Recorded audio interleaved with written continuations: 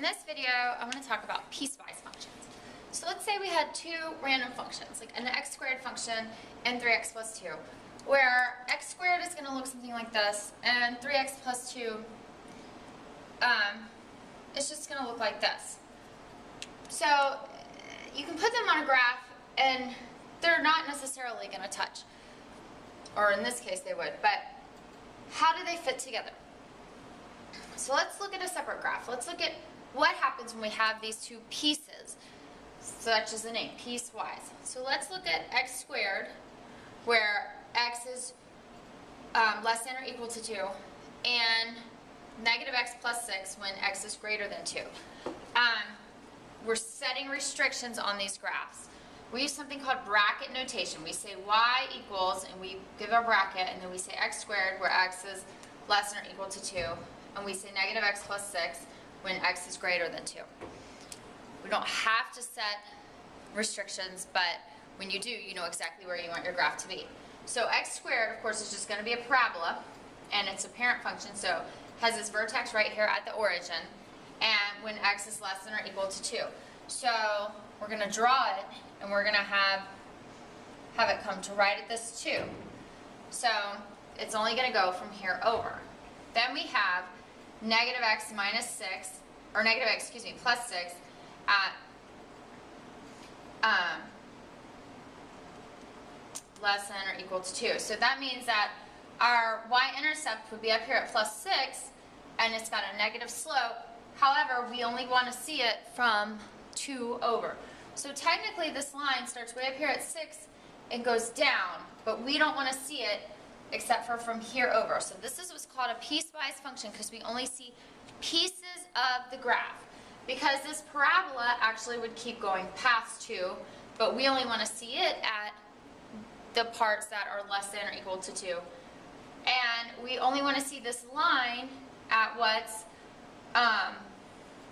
greater than 2. So this is the only parts of this. So we have this bracket notation that shows our restrictions, and this is how these two graphs would look. So this is an example of a piecewise function. So let's look at another one. Okay, so here I've got g of x when we have x plus 1 for x is less than or equal to 2, and I've got g of x equals 1 when x is greater than 2. So I've already drawn these on here, and I've shown it to you drawn down here in our bracket notation.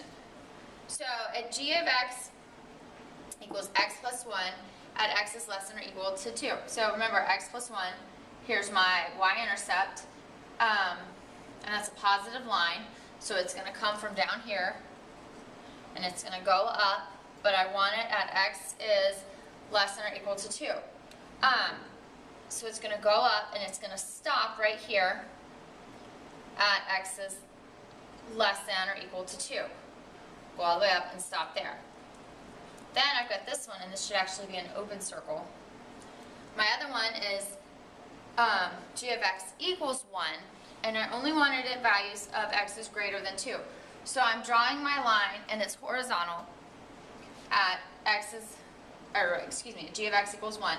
And I'm going to start it at the 2 with the open circle, and I want all the values greater than 2. So this top one is going to be a diagonal line, and this bottom one is just a horizontal line. And if I were able to extend this line, they would touch, but because of my restrictions that have been set, they don't touch. So I've got this piece, and I've got this piece. Okay, so let's look at one more example of a piecewise function. So this time, if you look in your notes, it's talking about things that are built in cubic feet. So we have this. So we've got it in $2.28 per cubic feet when we're dealing with 0 to 4. And then we've got $3.80 per cubic foot when we're dealing in 5 to 10. And then we've got $5.07 per cubic foot for 11 cubic feet or greater. Okay. So I drew my graph, and I put some numbers on here. We've got 0, 4, 5, 10, 11, and then I put up the side. So now we want to draw our pieces. So I went ahead and marked on here also 0 when x equals 0. So that dot would go here, just for a little additional information.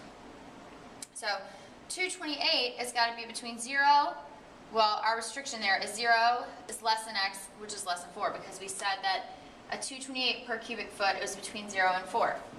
So that line, and notice it's going to be at open circles, it's going to go from here to here.